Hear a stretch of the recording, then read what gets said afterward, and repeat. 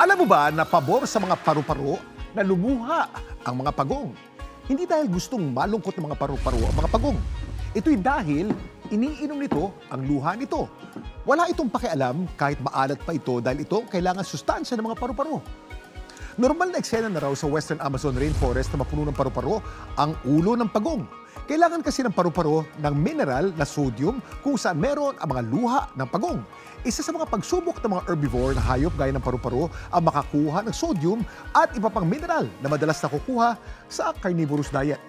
Dahil din sa lokasyon ng Amazon Rainforest na malayo sa dagat, no choice ang mga paru-paro kaya instant BFF ang mga pagong na instant karamay na rin kapag umiiyak. Dapat alam mo na hindi lang naman sa luha ng pagong nakukuha ang kinakailangang mineral ng mga paru-paro. Sumisipsip din ito sa ihi ng hayop, sa mapuputik na ilog at kung minsan sa pawis ng tao. Yan ang dapat alam mo.